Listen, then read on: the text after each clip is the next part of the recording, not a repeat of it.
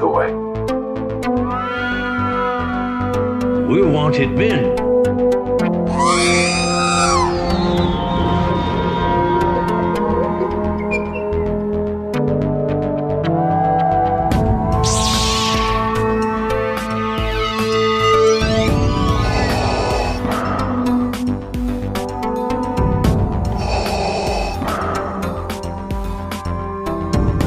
I have spoken.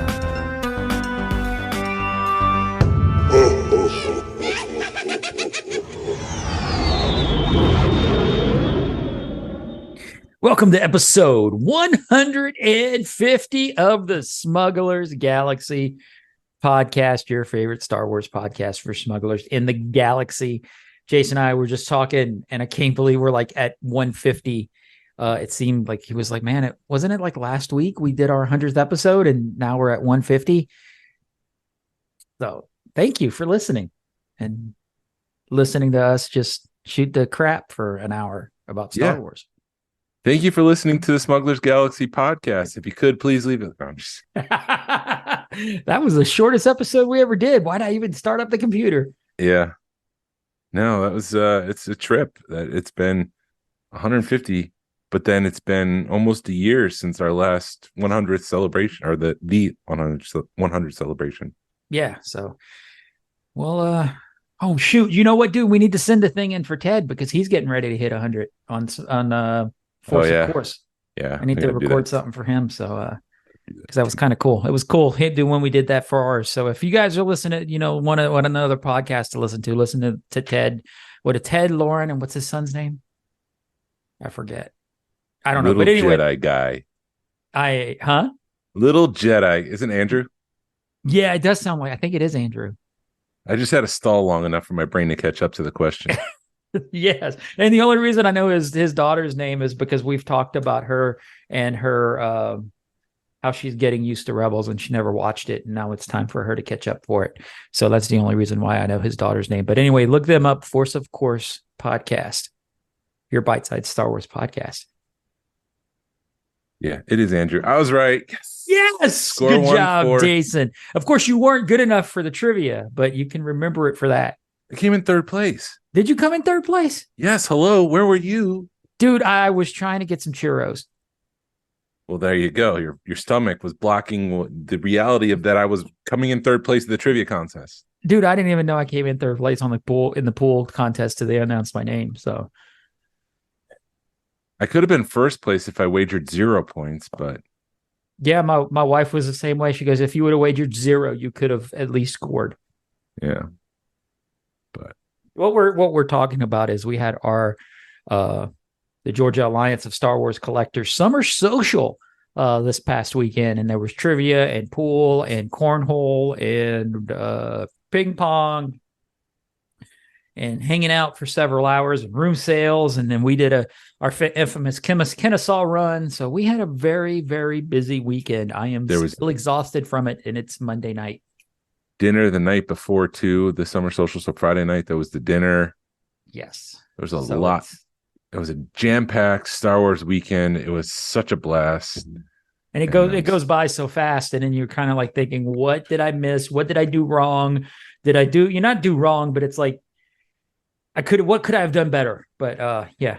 Or did I not hang out with certain people? Or you know how it is, because you're just like, oh man, these people left. I didn't get to say goodbye. And right. It just because there's 100 and something people. There's close to 100 people there, and there's people from all over the country that show up, and people that you hadn't seen. So you end up hanging out with a couple of different people, and then there's other people you want to hang out with, and then before you know it, the weekend's over. Right. Yeah. So how tired are you, man? I'm especially tired because the weekend before I was over at Rich's house, and his backyard is like a park. It's gorgeous. And I'm like, I need to up my game because I got people coming over for the Kennesaw Run. So I got up early Sunday morning. I was out there at 6:30. I was chopping the weeds and cutting down the bushes and trimming things up and making it look really good. Were you running gas-powered stuff at 6:30 in the morning on a Sunday? No. It was all okay. I was sawing and using manpower, and okay. I had gloves on and everything. I had long pants on, but I had short sleeve shirt on. Mm-hmm. And so I was pulling some of the weeds and there was like thorns on it. So as I was dragging it out from the bush, I was like scraping the thorns across my arm. So I had scratches there. But then Tuesday, I got poison ivy. Yeah. You can't really see it, but I got poison ivy on my arm. And so I started taking Benadryl, but that knocks me out. And so then what is it? A couple days later, it starts breaking out on my other arm. So now I had poison ivy on both. So I've been taking Benadryl all week, which has been, and so my body's fighting off the poison ivy, which is another factor. It's a long way to say, in addition to being exhausted from the weekend, my body is physically exhausted from fighting off some poison ivy. Because you're popping Benadryl like they're Tylenol. Yes. I did call the doctor today, so I'm on roids right now, bro. Oh, bro. So you're like all hyped up and stuff. Yeah. I'm Yeah, gonna flip this desk, brother. bro. Let me tell you something right now, brother. Dude, I am so tired. I was like, how am I going to make it through this episode? Because like we're up till, you're not getting home till 11:30. So then you got to take a shower. So you're not getting to bed till midnight. And then you're getting up at like 6:30 in the morning and you're drinking cider. Look at you. And you're doing that for several days in a row. And it's no rest for the weary, no rest for the wicked for the whole weekend. Yeah. And we did the Kennesaw Run yesterday. Well, I'm kind of jumping ahead a little, jumping around like I always do, but oh, snap. Hi there. You got a light on your face? Yeah, I got a ring light? Mandy, I bought a new ring light, or I wanted a new ring light, and Mandy was like, here, use my one that clips onto my phone, or clips onto the phone, or clips onto the thing, and I was playing with it, and I turned it on, and I was like, oh. So anyway, long story short, we had people show up like it. But anyway, we'll get to it. We'll get to it, but yeah, it was so late. Susan had come late to the thing, and I'd already made lunch, and she had made lunch with it, ate lunch with us, and I'm sitting down, and she goes, "You need a nap." And her and Mandy were downstairs in the room, and I just kind of snuck upstairs, and I was like, "I hope Susan didn't fell asleep." And I told Mandy, I said, "I hope Susan didn't take it as offense." She goes, "She could tell how tired you were."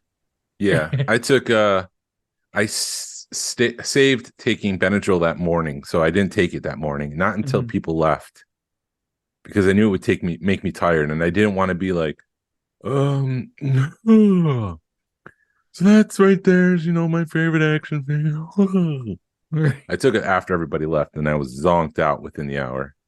And you had a birthday party last night too, right? Yeah, dude. But we'll get into all of that. We'll get into all that. Let's start from the normal formula of the Smuggler's Galaxy podcast. Galaxy. What'd you pick up this week? I pre-ordered the Lego Ghost after your awesome. That'll be here in September. After your awesome you tearing review, up? Huh? Are you tearing up thinking about it? Oh, okay. Not yet. I'm tearing up about the possibility of the HasLab Ghost. So yeah, I'm really looking forward to that. But no, I did tear up a little bit when they announced it. It's cool because it's what's cool about it is it's a total resculpt of the OG. So they didn't just re-release it. It looks like it'll be a little bit smaller. It's got Jason in it, which you love. And he doesn't have green hair, which people are kind of throwing a fit about, but I'm sure there would be something about that in the Ahsoka series, or they'll fix it when he comes back around. I have a theory. What's your theory? That it's probably too much. The wig probably looked bad in live action to have a green wig. I'm sure they tested it out. But B, that he wants to be closer to the father he never knew. Right. And he wants to dye his hair like his father, so he could be closer to his father in some manner. They probably, I could see there, like I always say, we sweat about these things for months and it takes 30 seconds to fix it. Yeah. All you need is a scene of him dyeing his hair. Or maybe he grew out of it. Or he could have grown out of it and they announce it and they're like, yeah, that's how we fix that. And it comes, huh? I was once sandy blonde when I was a kid. Now you're peppered. I'm salt and pepper, but my hair is pretty dark. So anyways, sorry, continue. At least you have hair, dude. Yeah, I'm not complaining. It's curly, it's long, it's wavy, it's dreamy. I miss hair, dude. It's been like 15 years since I've been shaving my head, and I miss it. Now it's at the bottom of your face. Yes, it's all right there. But they have a Mon Calamari, and they have What else? They got a few things. There was And a then they've lieutenant something. Oh, the calamari was Lieutenant Beta, yeah, and I made the joke that they named him after a beta fish. which they probably did. Yeah, because it's kind of spelled phonetically like beta, but we'll see. Yeah, and then there's like a first order trooper or something. I don't remember who all he was, but Well, it's not first order, but same different. Well, not first order. Sorry, New Republic or Republic yeah, or yeah. So that's like $160 on Amazon, so you can pre-order that. And then when you did the Marauder review, I was by Target and they had that half price. So I had to pick it up for Micro Galaxy Squadron. That's good. Also picked up some stuff from Hallmark. Picked up the Leia and Wicket ornament.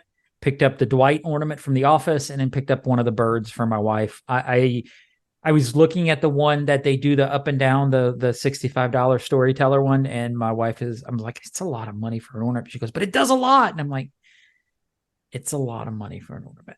Yeah, it's a $65 ornament. It's from Bespin Cloud City, and you press the button and they start playing the music and the dialogue from the whole I love you, I know.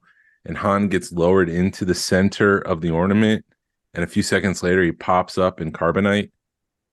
And it just cycles through. The carbonite goes back down. Han pops up. It just keeps going back and forth until you stop it. Right.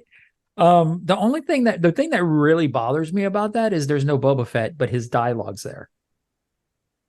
Yeah, and it's the new Boba Fett dialogue from the special editions and from the revision of the special editions. Revision of the revision of the revision. Yeah. What else did I pick? I picked up the Calicori patch from Celebration. Somebody had one that was uncut with Vinny. all the sponsor patches. Yeah, Vinny had that.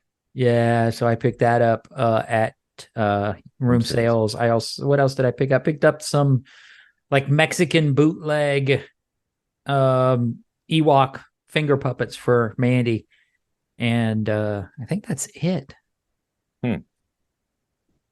I'm pretty sure there's more stuff, but I'm waiting. I'm in a holding pattern until next weekend when they announce what the HasLab, the Ghost, is supposed to be, which they've been announcing. Huh? No, go ahead.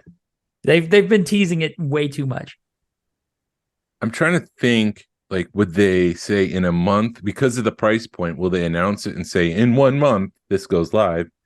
Or are they going to do what they did at Celebration Anaheim and announce it, and then the next day I think it was live, the lightsaber? Right. I have a feeling they're going to want to. They may extend it because it's normally 6 weeks. I think they're going to want to let it run through at least the middle of the Ahsoka show. Yeah. So I have a feeling that they don't announce that it goes live this weekend. They're going to pause for a couple of weeks, or they're going to extend it to 2 months, or pause it for a couple of weeks, and then let it run at least. Because I would hope they would let it run through the end of Ahsoka. That way they can get as many commitments as possible. Mm-hmm. But we will see. I went to Second Chance this week. I was looking for a specific Funko for my son for his birthday. And I walked out with a Micro Machine, the single carded Star Destroyer, like the little small ones that were just single carded. I got one of those. I had to kill time Friday because after work, I went to a coworker's house for a pre-party kind of. And then I went to the summer social dinner party. Uh-huh. But I had to kill time. And I was over in, is it Linwood? Is that a place? Target in Midtown? Yeah, Midtown. Yeah. We'll just say Midtown. Okay. And they had, it was over in the Buckhead area. They had TVC Endor bunkers on the store shelf, but for $60. I'm like, I doubt it. So I picked it up and I scanned it. It was $27. Nice. So I got the figure and the bunker for $27. So I was pretty happy with that price. And then at that West Virginia Jedi Con that we promoted, what was it, last month? Yeah. Some guy shows up with a bunch of Micro Machines, and he was there the year before, but he's got the minifigures from like the last wave, the ones that are selling for $100 per thing, Uh-huh. per pack, and he was selling them for $12. But not only that, it was buy one get one free. So essentially, there were $6. So I was able to get the Imperial Scout Troopers, the Imperial Pilots, the Endor Rebel Strike Team, Imperial Naval Troopers, and the Rebel Fleet Troopers. All for like $24 or something like that. You were pretty excited when Sam was showing that to you. Oh man, I have never seen them. I don't think I've ever seen them in person. Really? Yeah. So I was just ecstatic to see them in person, see them in great condition, because as I've said time and time again, nobody cared about that Micro Machines. So that stuff is generally beat up and nicked up. And the card was great, the bubble was great, the figures look great. It's just had a little light dusting. Just had to clean that off. And then the other thing Sam brought, he found the Antok Merrick X-Wing Micro Galaxy Squadron. Oh yeah. It has the sticker on it, the 1 in 5,000 chase sticker. So the one you found doesn't, which is, it's probably a factory error, but if I could take the sticker off, like, it would be the same thing. There's nothing special about it, Right. So I have one with and one without. And then at room sales, Adam Throne had the West End Games Hero Pack sealed. It's the miniature. And Tony Harmon got me the Cantina pack for the White Wampa exchange. I was looking at the back of it, and it had more Cantina aliens in this pack. And so I picked up another one of those sealed. So I guess I got a small run of Cantina aliens from West End Games going. You might as well, dude. You got a 6-inch Cantina, so. And then, I might as well. And then Jerry had a couple of the titanium pieces, the Y-Wing and the Star Destroyer he said he was having so much stuff. Now that his room is set up, he's got boxes. He's going through things and trying to figure out what he doesn't want anymore. So he generously gave me those 2 items, which I've put out on display in the room already. Awesome. That's a lot. I also, Amazon had the Prime Day. They had sales. So I got that. The sun's coming through your window. I'm allergic. I got the Cad Bane from the Bad Batch, the Black Series those were version. like $20 or $15 or? It was $19 for that Prime Day. Nice. But originally it was $27.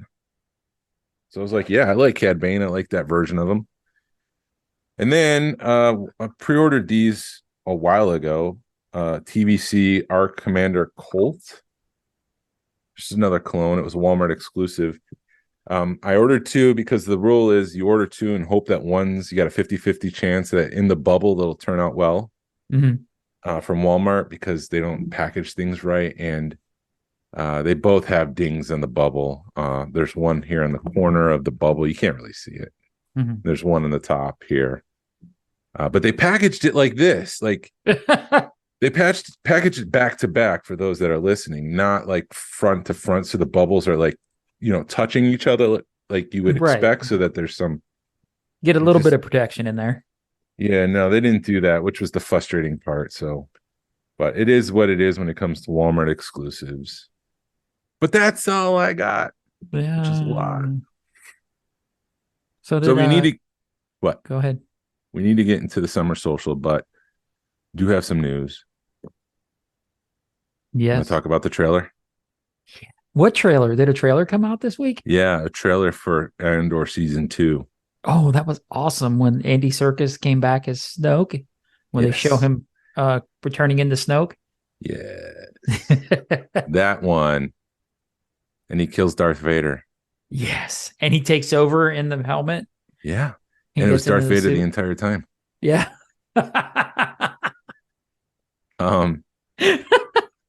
So yeah, what were your thoughts of the Ahsoka trailer? We're not going to go shot for shot. Oh my God. This is the trailer I think everybody's been waiting for. It's the trailer I've been waiting for. Because they do, this trailer seemed more like Rebel Season 5 trailer. Yes. Like Ahsoka was in it, but she wasn't the primary focus. It was more of like, you need to recruit Sabine. Yeah. Was the focus of the trailer. I held it together until you see the hologram of Ezra and you hear it, and then it's just like waterworks. because it's just I I'm also it's very sensitive to me right now because I did just finish my like third or fourth rewatch of Rebels last week. So that whole scene is very is front of mind, top of mind to me.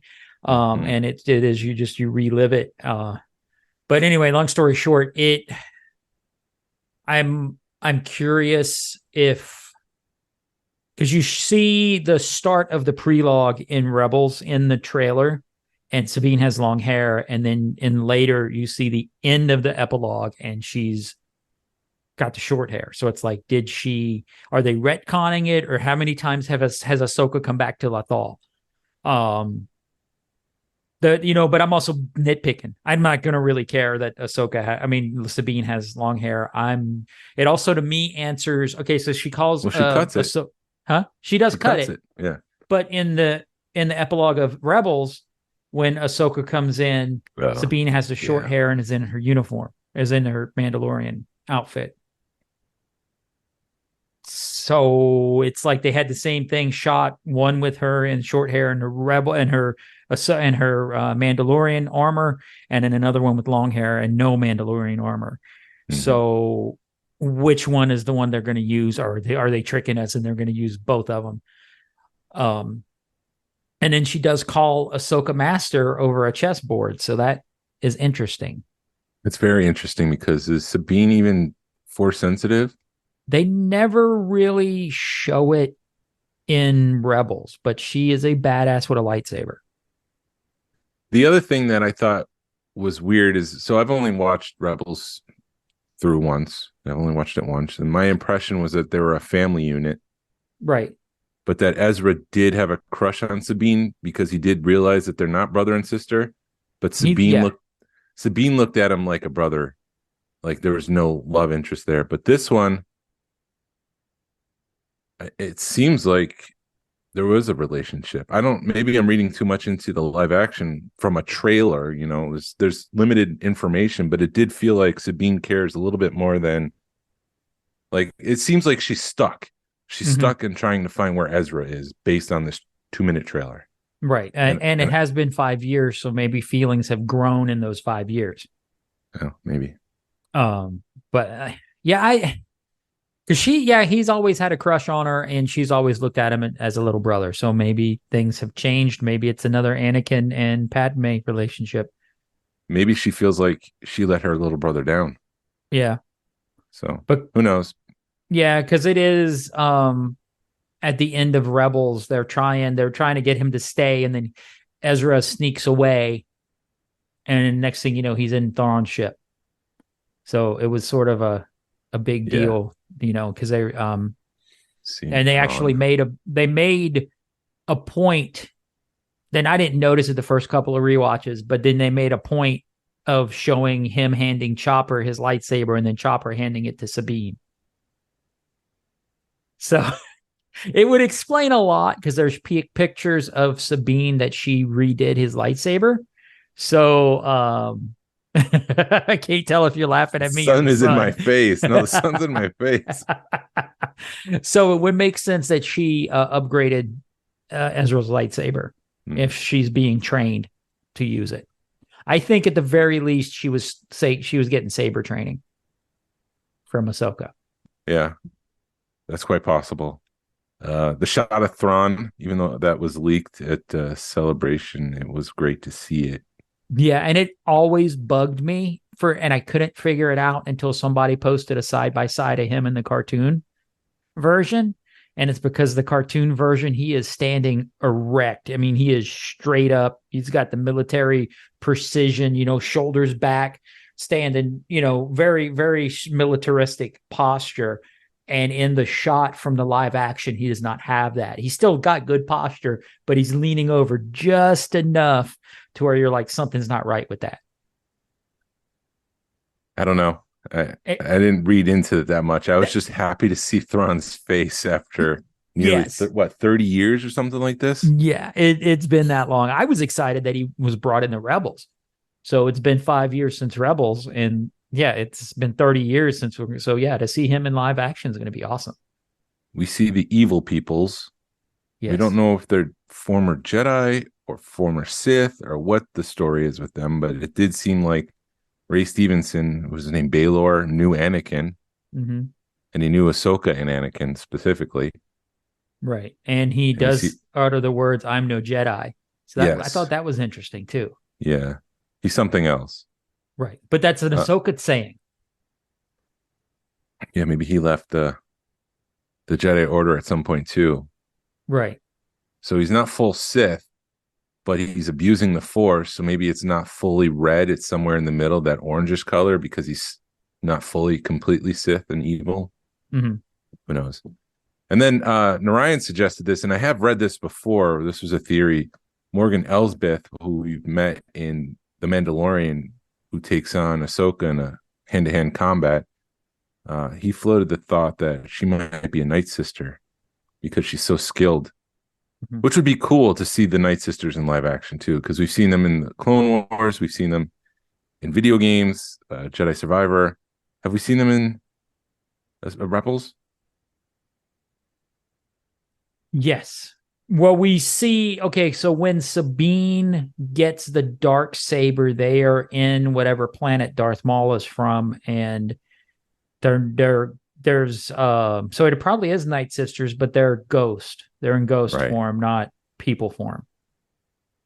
So maybe she's a Night Sister or something like that. Anyways, it just got me. I'm excited for the show. I'm in Filoni, I trust. He wrote all 8 episodes, even though he didn't direct all of them. Yeah. I'm And I'm excited. curious the run times because they're doing a 2-episode premiere on the 23rd. So It's 15 minutes long. 15 minutes? Okay, awesome. So I can wake up at 5 and still be okay to work. Yeah. Make it to work. I don't know. Dude, and in all honesty, I don't know how I'm going to make it through this season, because that whole day when that trailer released, I was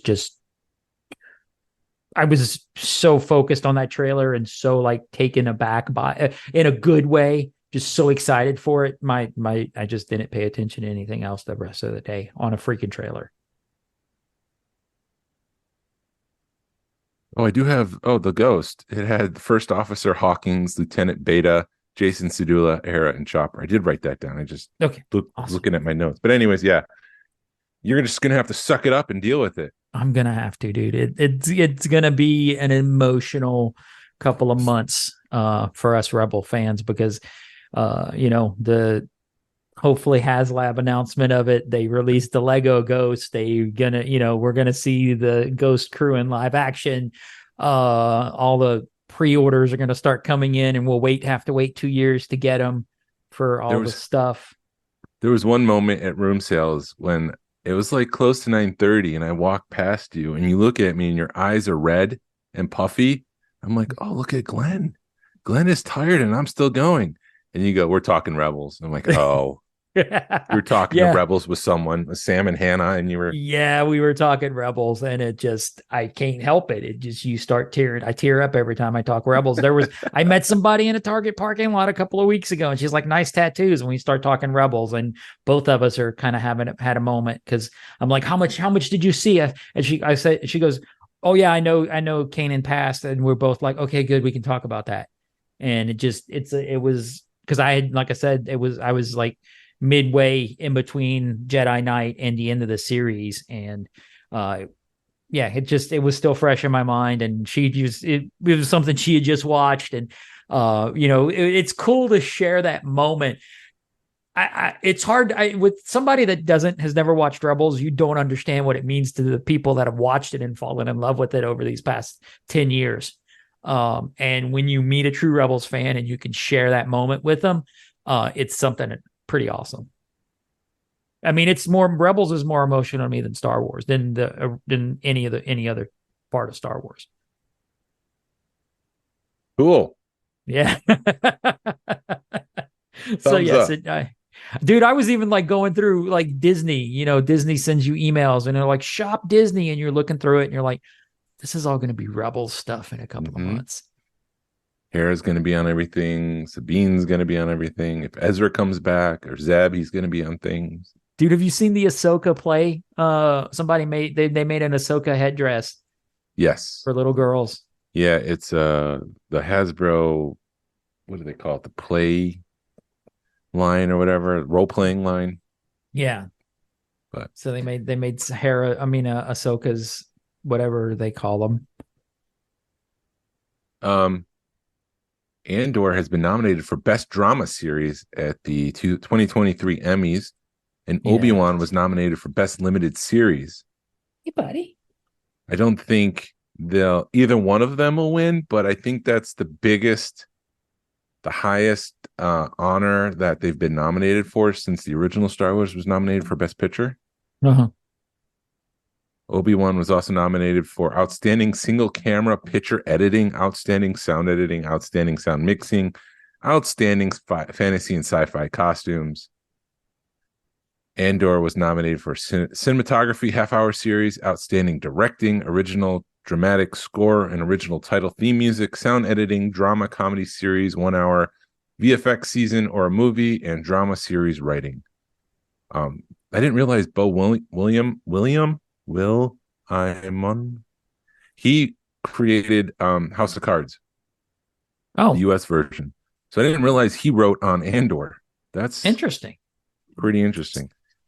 That may be why it's so dramatic at some points, because that was a pretty dramatic show. Yeah, take Kevin Spacey out of it. Allegedly. Hasbro revealed a couple new Black Series figures this week. First was the Force Ghost Qui-Gon Jinn from Kenobi. His bottom half has that blue haze that we've seen with the other Black Series ghosts. His robe is kind of that see-through blue. And then the second figure is Kenobi himself in that white and brown robes with the lightsaber and the T-16 Skyhopper model. And I really like that version. So I think I'm going to get both of those Black Series figures. I have seen some of the Andor ones pop up at some Targets and Walmarts. Yeah. And I don't know why, but I've been stopping at Walmart's hoping that they have the Micro Galaxy Squadron AT-AT show up, but we don't. I'm like, I should know better. They're hitting store shelves. They're in the Midwest now. They're in like Kansas, so it's a matter of time before they'll show up in ours. Fingers crossed. But I got one pre-ordered on Target, so I'm just gonna wait. Yeah, me too. The Amazon exclusive Return of the Jedi version of the AT-AT goes on sale on July 31st. So if you want that version, instead of having snow deco, it's got the muddy deco. Yeah. The Black Series. I don't want to go on a Micro Galaxy Squadron tyrant, but it is interesting when you talk to people. I will. Okay. And you may be thinking the same thing I'm thinking. Do you want to hold it for a minute, or do you want to... No. You're like, I don't want to do this. And I just said, but you will.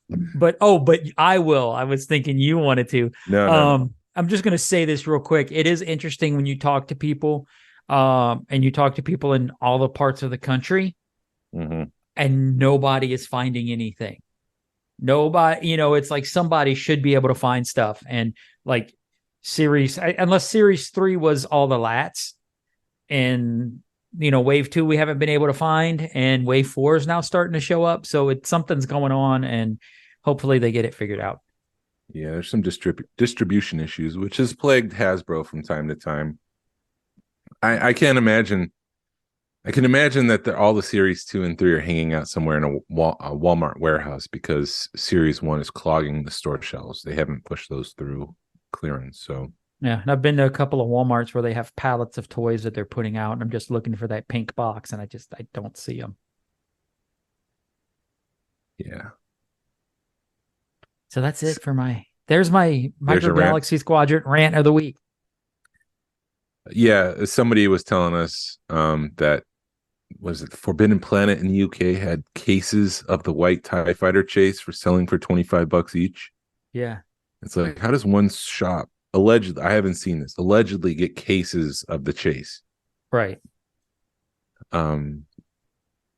The Black Series Doc Ondor is showing up in mailboxes, and it has me a little concerned because his face was supposed to have like a white fade. His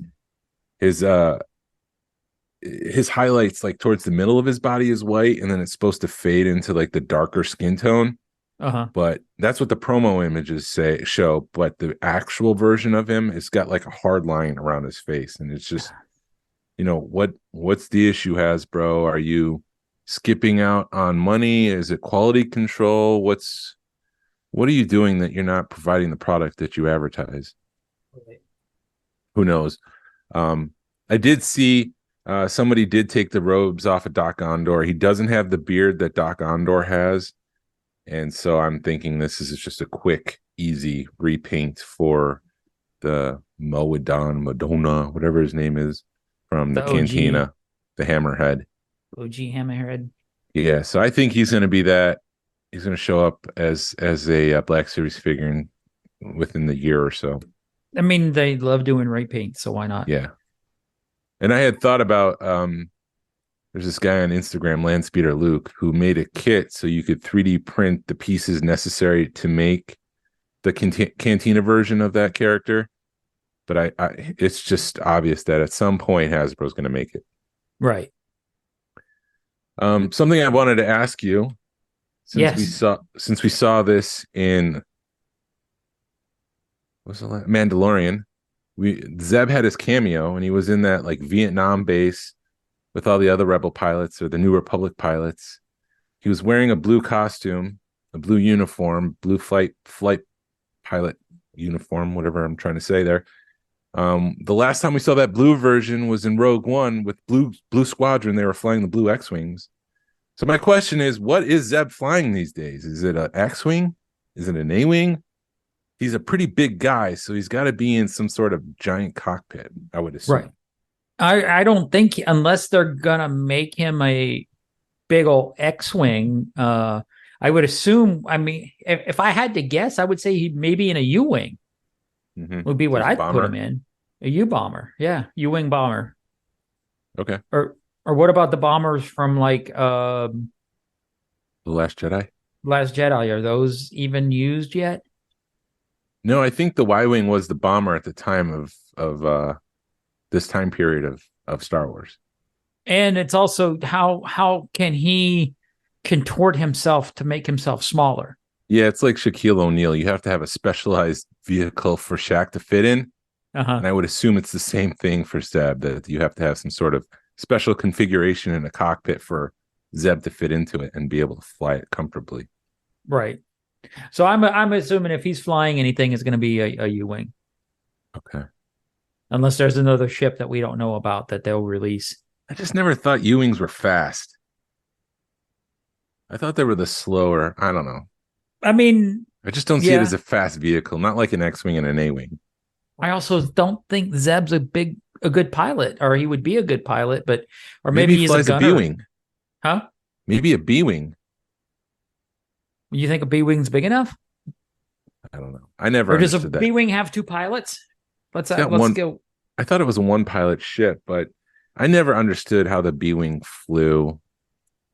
Because it's weird, because it rotates and it flies up and down horizontally, but then it could switch vertically and the wings fold up, and it's just, I never understood that as a ship.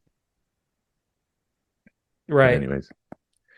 And then Jordan asked us the question based on last week's topic of the special editions.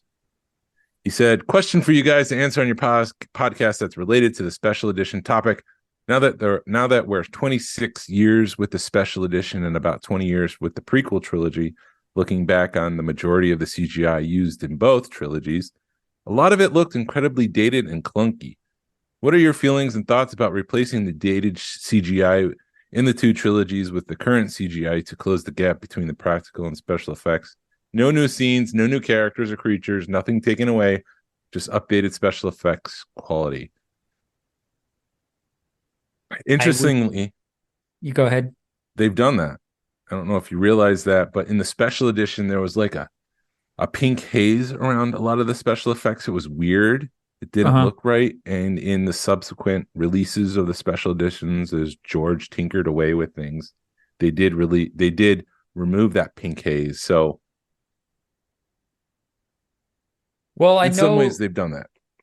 I know, like in Empire, normally when they do a space battle or they did battles like that, it was a white ship on a black background so you can hide stuff. But they never did white on white. They never did it on snow. So that was sort of, and you could kind of see it in the ships. You can kind of see them cheating it, but I guess they fixed that. But yes, sorry, but hold on. Let me collect my thoughts. Yes, I agree with that, Jordan. I would love to see updated like 2024 special effects because we had it playing in the background here, Empire, and it's like the minute you see that stuff, it just dates the movie. It dates the movie worse than the original practical effects. I'm on the other side of that spectrum. I'd say leave it alone. We've seen enough changes. Just Yeah. leave it be. Let it breathe. You did the best. This is probably the best that we're going to get as far as special effects. Some people might argue that the crappy special effects, and I say that comparatively to today's special effects, are endearing and appreciated. So I don't know. I think it should just be left alone at this point. Yeah, I truthfully I would rather see like you said, the 1970 special practical effects and just leave it the hell alone. Yeah. Maybe if you're gonna do like a remaster where you tweak stuff, but you're not adding stuff to it. You're there you go. I'm thinking like a musician where sometimes they'll remaster music. Yes. Yeah, they do that all the time. I mean, Get Back has been released. Let It Be has been released how many times? Redone. The whole album, Let It Be, right, has been redone over and over again. They removed the wall of sound that was added to it later on and all that fun stuff. So I think just let it be. let it be, let it be. So this past weekend, we're going to get back into the special editions next week. This past weekend was the Georgia Alliance of Star Wars Collectors. We kicked off the weekend with a reunion of sorts at Hobnob. Yes, Hobnob over near Perimeter Mall in Sandy Springs. What were your thoughts? I will tell you this. They really, the restaurant as itself, if I'm going to talk about the restaurant, they did a really good job accommodating us because I showed up about a half an hour before our reservation, and Narayan made some reservations under his name and I made some under my name. And I'd gone and I said, hey, we've got two different parties of it's going to be about 20 people total. Can we at least sit close together to where we could see each other? And they were like, oh man. And next thing you know, about 10 minutes, I'm like, all right, cool. I'm going to sit at the bar, have a beer while I'm waiting for people. And about 5 minutes later, Susan showed up and we talked so within 15 minutes, they had a back room put together for us. And it was basically a semi-private room. I mean, it was private, for a lack of a better term. We were away from everything. And I thought the waiter was outstanding. For that many people and us not to have any hiccups, he did a great job. But he also, when we were there, he was like, this is how I do it. Once you pick a seat and you make an order, everything's coming to that seat. So we were kind of, we were still moving around, but when the food got here, we knew to go back to our assigned seats and we were ordering it per seat. So I think the waiter did a killer job. The food came out. It was flawless. And that's, to me, now that I think about it, when you have that many people to have a flawless service is, I got to give them Clapping. props for that. Clapping. I did clap, which you probably Zoom canceled your clap sound. Okay, I clapped. Zoom canceled it, but yes, the food. I had chicken and waffles, and the waffles were really sweet. Chicken was good. Somebody had ordered chicken wings for the table; those were good. How are the people? Let's get into the people. The people. All right, we fine. don't need the a people, food I'm sorry. review. I thought you wanted me to do a restaurant review. The people were great, man, because like you said, it was a reunion. And a lot of these people we've been working on these friendships for 5 or 6 years. Actually, and it truthfully, when you see somebody over email or over Facebook and you only get to meet them once or twice, it takes that long to get that friendship going. Mm-hmm. And it was cool because like Vinny and Ralph came down. I don't know if they hung out a lot together. And, seeing Vinny and Ralph I've seen from other, from celebrations and stuff. But Vinny, I met at Celebration last in Anaheim, and we hung out a bunch. And through, we've exchanged stuff on Facebook. And, that friendship, it's like no time at all. Yeah. and seeing Dan from Dan New and York. Daniel, Dan Lazelle and Dan Uthman. Uthman. Yeah. Uthman, yes. From Portland. From Portland. Portland, seeing both the Daniels or Dans was awesome. So those four guys, seeing them was awesome. And you sat next to Sam and Hannah. Yeah, I sat sort of catty cornered from them. Yeah. At dinner, and they had come down. They actually are restarting the Tennessee club. Oh, awesome. Yeah. With the artist guy that was there. I forgot his name. Josh. So them and Josh are restarting the Tennessee club. So having them come down was kind of sweet. Yeah. And talking to them about, hey, you guys really, it's like it feels like they are 6 months ahead of where we were when we started, because they've already got like a lot of the groundwork done. But that club is kind of, it's kind of been in effect for a minute. So, but yeah, they seem to be doing great with the Tennessee club right now. Awesome. And then Susan was there. Who was Sam was there. I sat next to Sam and Ralph. Ian was across from me. So was Narayan. Tony sat next to me. And then Gus came in late. Yeah. He came in and he sat down across from me as well. So right. He flew in from Seattle. So boy, was his arms tired. Actually, I think it was Chicago. I think he was in Chicago for an he's been traveling nonstop. So he retired and he's like, I'm gonna go. I'm just gonna have fun. So it was great to hang out with Gus for a little bit. Somebody I've looked up to in the hobby, somebody who shares knowledge and is very knowledgeable and very personable. And it was great to hang out with all those people and just have conversations about Star Wars. The things that I can't do in my home, I just do at Hobnob. They're like it. Is it Star Trek or Star Wars that you got? Which one is it? God. My mother-in-law does send me, hey, look at this Star Trek thing. And I just slap my face like, no, it's Star Wars. And she'll do it over and over again. Look at this Star Trek thing. Yeah, that's great. It's Star Wars, though. Right. Hey, look, I got you a cup topper from Burger King. Here you go. Look.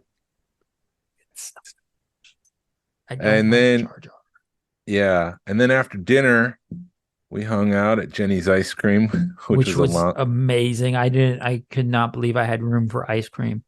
Yeah, Jenny's Ice Cream is all handmade and it's all like legit ice cream. Like, yeah, Narayan lives the ice cream patch set, because it's like every time we go out, he's like ice cream. He's like Forrest Gump and Lieutenant Dan ice cream. Well, to be fair, maybe he had the idea beforehand, but as we were wrapping up, I'm like, hey, let's go get ice cream. And Ryan's like, you want to go get ice cream? Let's go.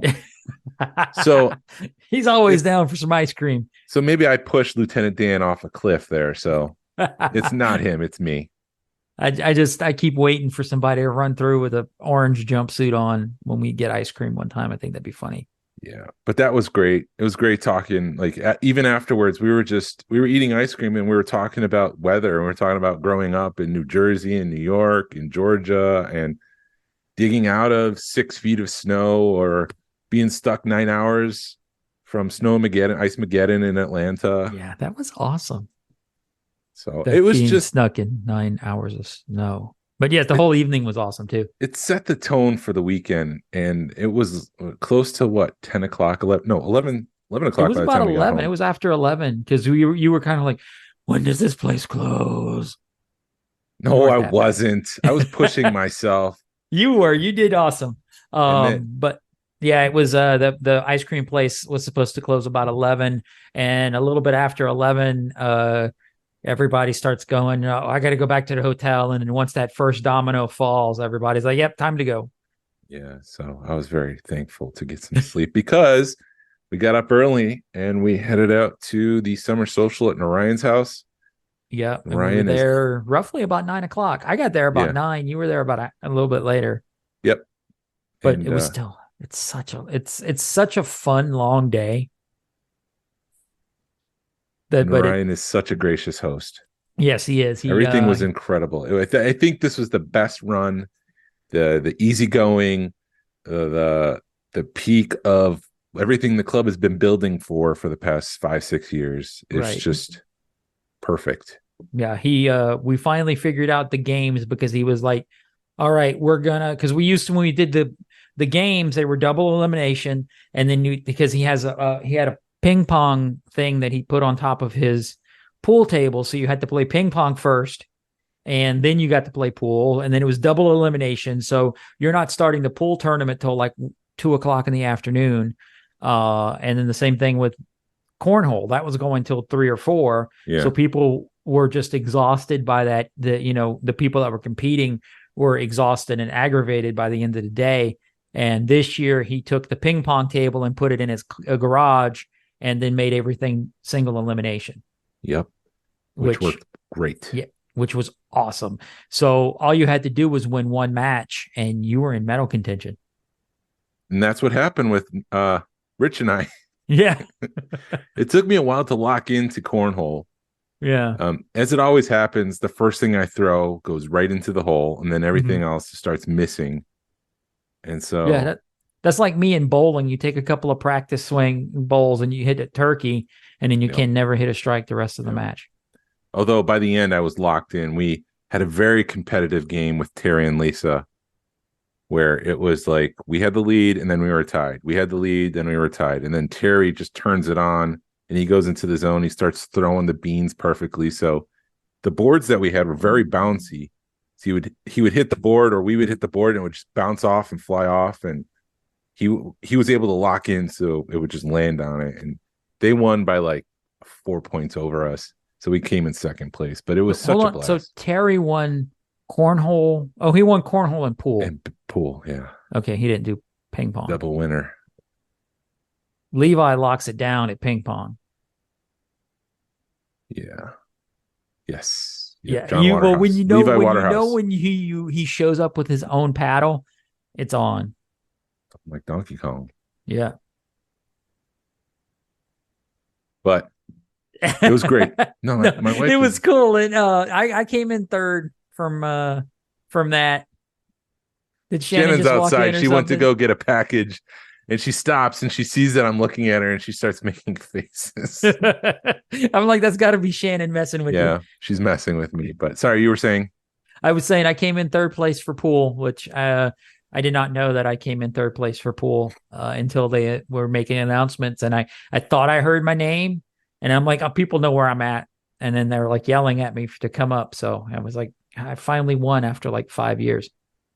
I came in third place with trivia, but it was tough because I had the one person you don't want sitting next to you when you play trivia sitting next to me, which is Gus. but he was even having issues with he was having issues, but I assumed he knew everything. Right.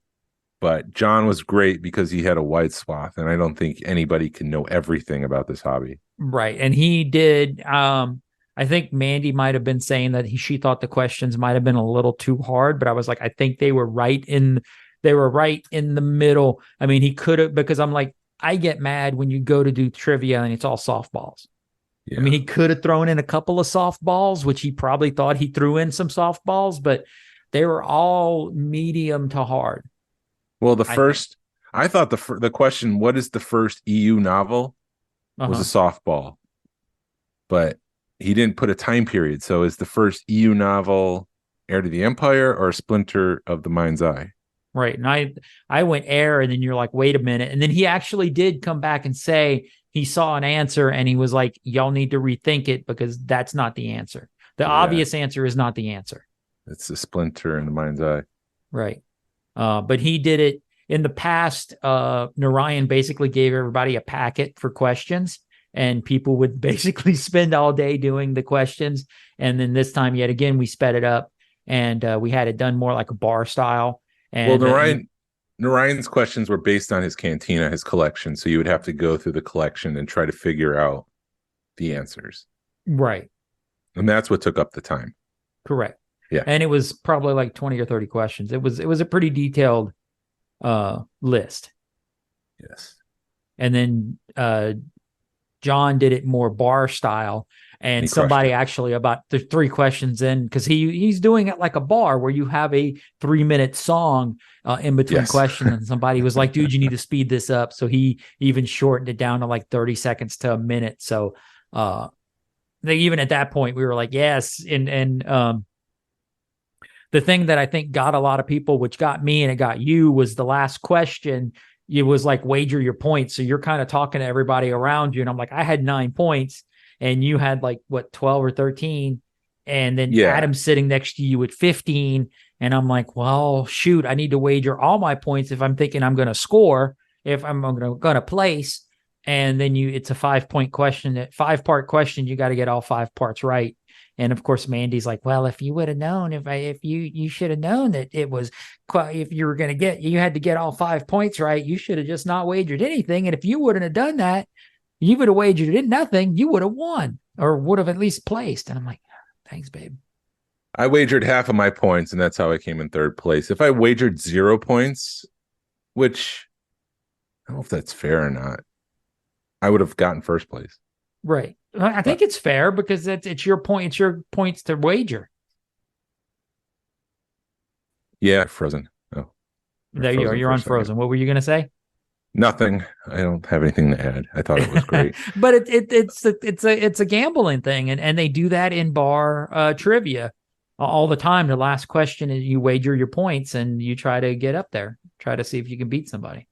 At 11 o'clock, we had principal designer. Is it principal designer? I can't remember what his title is from Kenner. Sure. We can, our head designer, one of the top guys Something from Kenner. like that. Tim Effler. Yeah. Tim Effler gave a presentation on the Jurassic Park toy line, which it was amazing. Like, it was in Narayan's theater room. It was like, it's just like this private presentation about the creation of the Jurassic Park toy line, the considerations made, what he thinks goes into a great toy line. You have your hero. You want to make sure you have your identifiable hero, your identifiable villain, their magic thing, which would be like a lightsaber, like the magic toy, the thing that they have. You need conflict, good story. A good story. It just need to be summarized in one phrase, one sentence. This is, Luke Skywalker blows up the Death Star, or uses the Force to blow up the Death Star. And the thing that Jurassic Park didn't have, it had a good title, which was another one of the factors, but it didn't have an identifiable hero. Right, because the heroes were doctors, and it's like, how are you going to make these people heroes? Yeah, the dinosaurs are villains with a question mark. Are they? Yeah. They're just trying to exist. There's no magic. Apparently, there's no magical thing. Like, there's no lightsaber. You can't, go out with an egg that opens up and turns into a dinosaur. It's just a little toy. So part of the challenge was coming up with all the things that they needed, which was the dino damage. Which I thought was always cool because you could pull off a piece of the dinosaur and see the bones, which ties into it being a fossil. Uh-huh. The vehicles had dino damage. He also talked about the logo creation for Jurassic Park and how the initial logo was more inspired by the Ben-Hur logo on the posters from the Charlton Heston movie, and he still didn't like it, so he incorporated some Air Force iconography, the circle with the line through it. He used that. He changed the logo. He brought in the skeleton from the Jurassic Park book cover, combined it together, and then was adding that to all the vehicles so that there was some sort of tie-in with all the vehicles, because it's just a Jeep. It's just a truck. But if you throw Jurassic Park on the side of it, suddenly it's part of this toy line. And so he was talking about how he was in a meeting with Steven Spielberg pitching the toy line, and he had the logo up, and Spielberg kind of going, "Hey, where did you get that that logo? Who owns that logo?" And Tim said it was kind of accusatory. So immediately his defenses went up, because it's like, you don't want to mess with Spielberg. You don't want to screw this over. Right. And so he's like, you own the logo. We don't own the logo. And then Spielberg immediately got on the phone with his production designer and said, I've got the logo. He did it in the meeting, like on the phone that's on the table in the meeting. He called him. He paused the meeting to tell the production designer, I have the logo. We're going to use it on everything. And just like the toy line, they put it on all the vehicles. This is the logo. And then Spielberg got off the phone, hung up the phone, and said, okay, go with the presentation. So I can't imagine being derailed like that in a meeting and having your item being thrown upon everything in the movie. But that was pretty cool. And even my wife, she was in the room, and I was just like, how is she going to respond to that? Is she going to roll her eyes? But no, she thought that was one of the highlights of her day. Yeah. I think our wives are starting to appreciate stuff like that. Yeah. So they're like, oh, it was so cool because it was more than just, hey, this is what I did. I created Jurassic Park. It was like, this is steps 1 through 10 of creating an awesome toy line. Yeah. And then he even went into detail of like why Jurassic Park was going to fail or not fail, but why nobody wanted to do it. Yes. Yeah. All the considerations that went into the creation of the toy line and why they should go forward. But my wife said, like, go ahead. Go ahead. No, I want to see Kamikaze Unicorns. Yeah, that was a title he threw up there that he thought was like an example of a great title, Kamikaze Unicorns. But my wife afterwards was telling me, I can't believe he touched so much of my childhood. He basically made my childhood.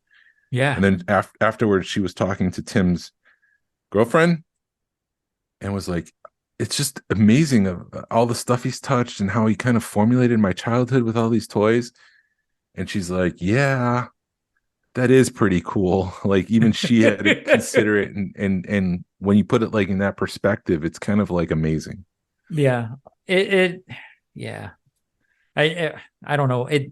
When you talk to these guys and then it's one of those things where it's like 6 years ago to talk to like one of the guys that made the toy line. There's no way, Yeah. And not in your wildest dreams they would like know who you are. Yeah. They may not know your name, but they know you.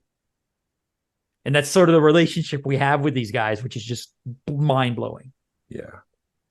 And then let's see. So then we had lunch. Lunch was great. We had 9 rabbits again. I had the cheesesteak and the fries, which was great. I missed out on the cake. There was ice cream cake, which reminds me there's still ice cream cake in this house. I got to get some of that.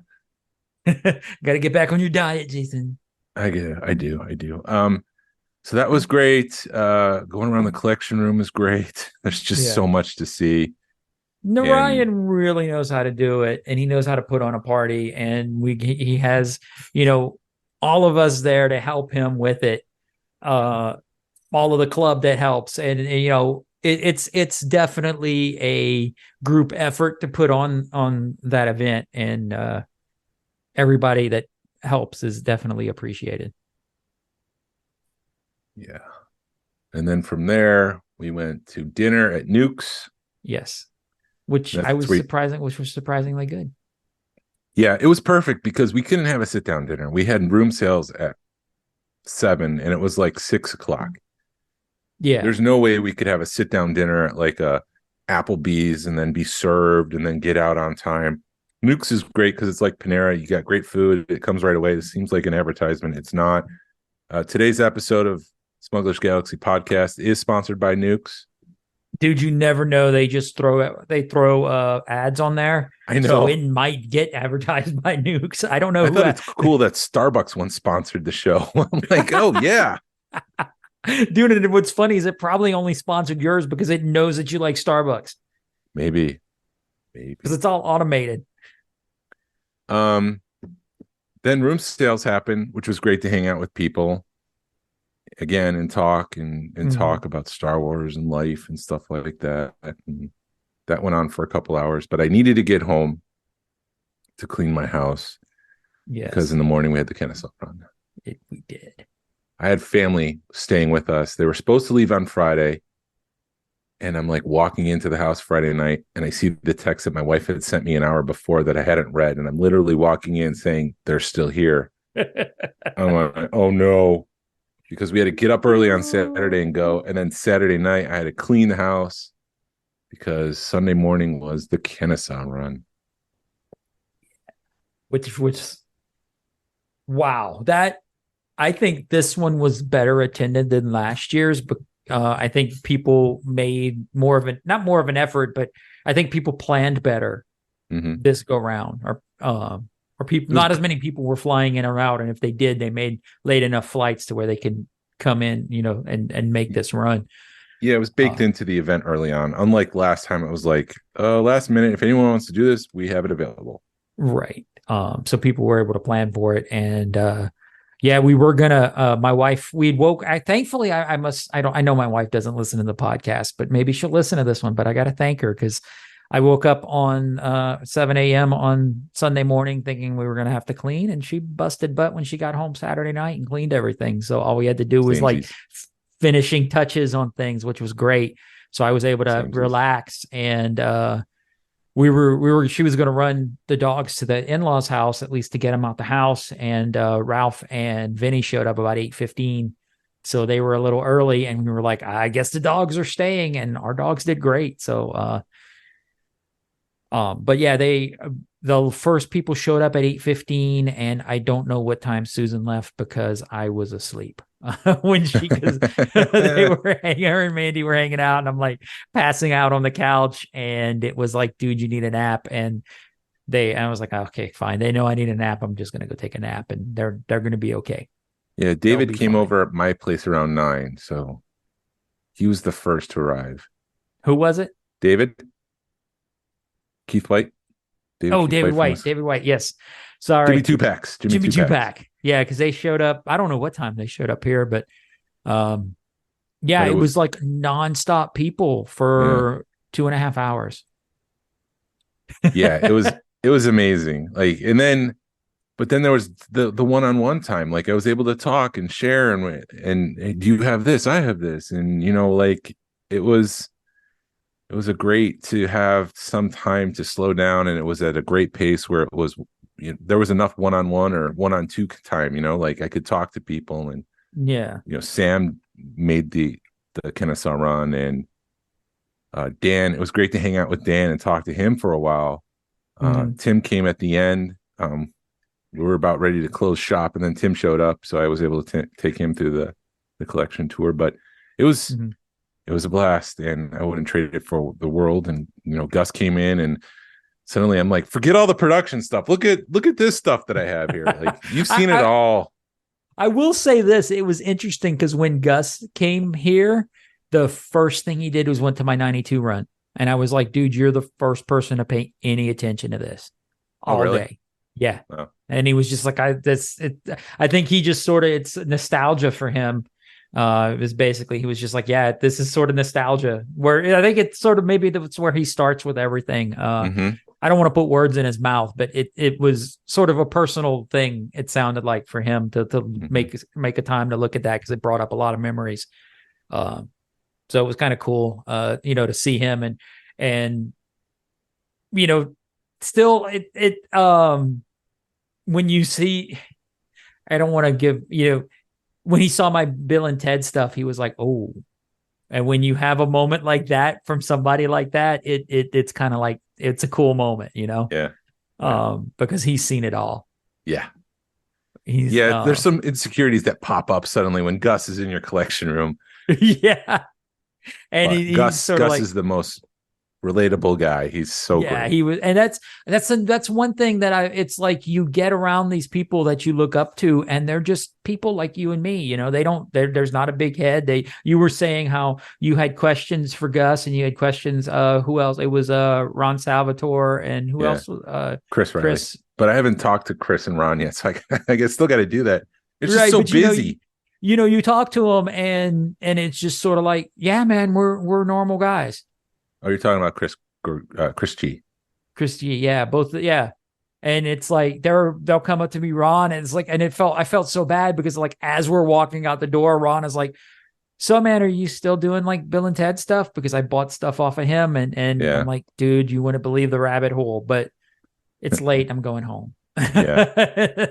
So it was just one of those moments. But and then Narayan took a bunch of photos, as he does, to document the weekend, and he posted them online. And I saw that Steve Sansweet liked it, and I'm like, Steve Sansweet saw my collection. It's just overload. It was a great day. It's a great weekend, and Yeah, it's sad that it's always, over. dude.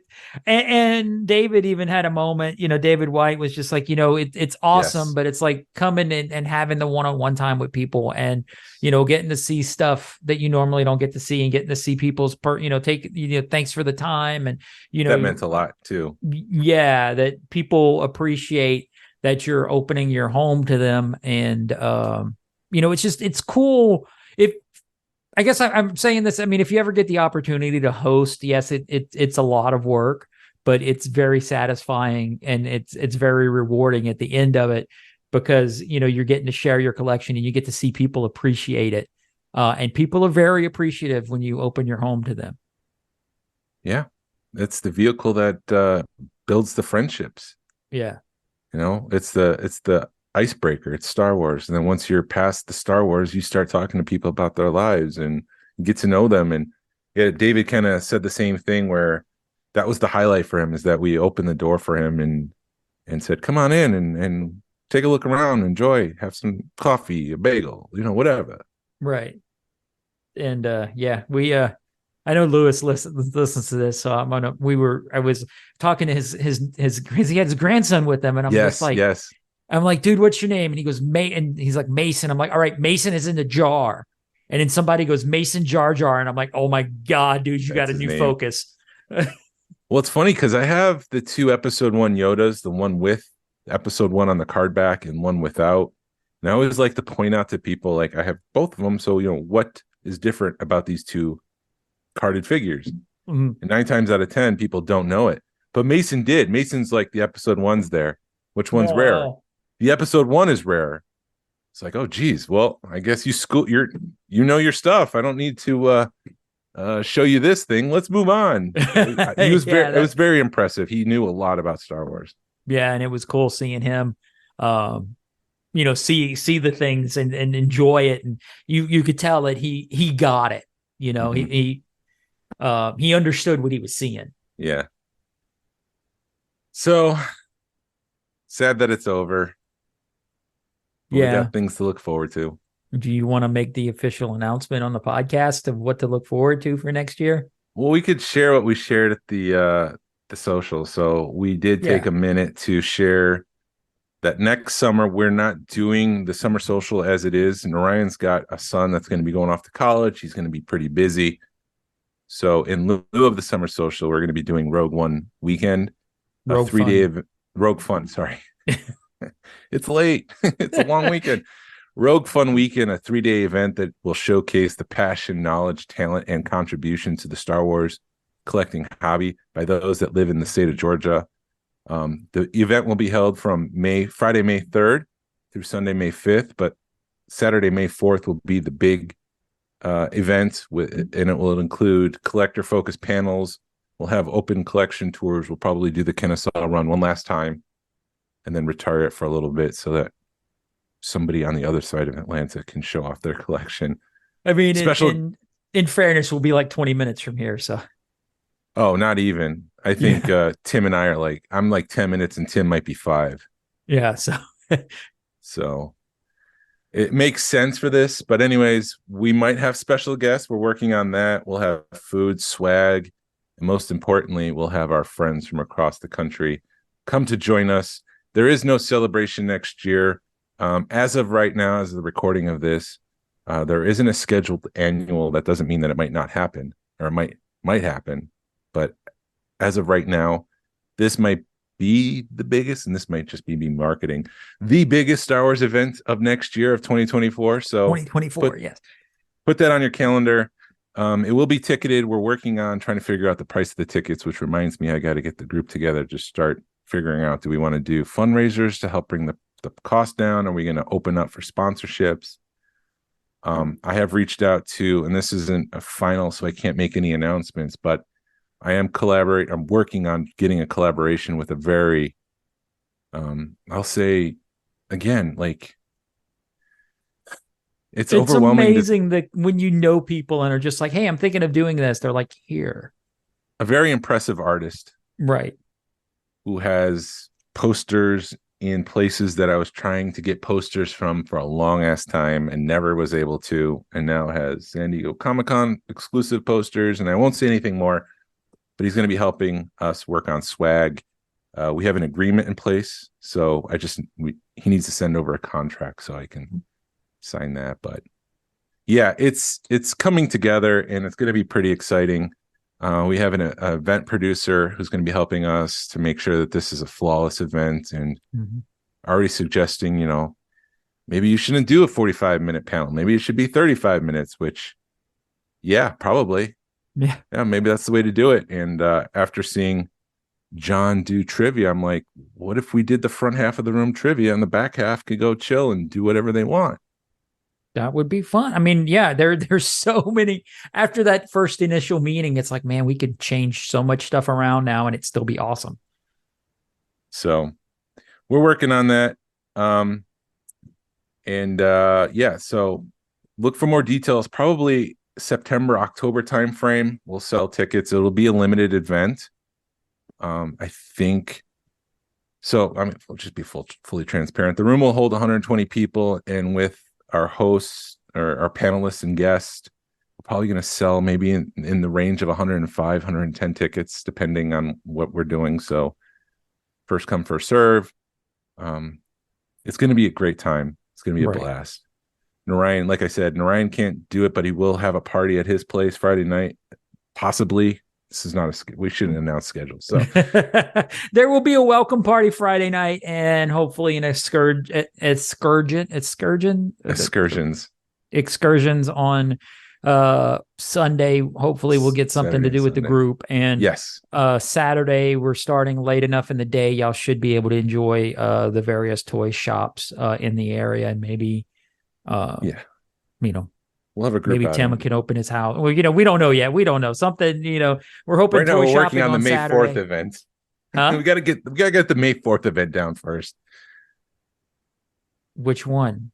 The event, the one that we're working. The one that we're working on right now. We have to get everything down. Yes. Okay, I got you. Done. Yeah. We got to get that production done before we can start excursions and stuff. But even just talking about it gets me excited. And I was getting tired, but now I'm charged. And maybe it's the rides again. Yeah, Rogue Fun Weekend. Get poison ivy all the time for the roids. Let me tell you something, brother. I get poison ivy, and then I get some steroids to get it on my body, and then I start marketing Rogue Fun Weekend. Anyways, so mark it on your calendars. Yeah, mark it. Don't do anything that weekend. Save it. Save the date.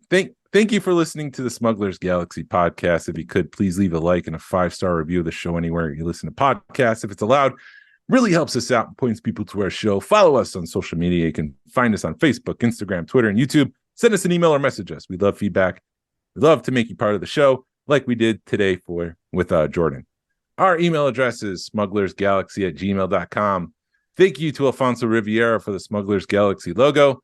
And thank you to Levi Waterhouse, champion of table tennis at the Summer Social 2023 for the Smugglers Galaxy music. Hasbro re-released VC66, hashtag vote with your wallet. Sabine will be on next week. Pass on what you've learned. Be a positive force in the collecting community. This is the way, brother. This is the way. Do you want to record something for Ted real quick, and then I'll just send it to him? Sure.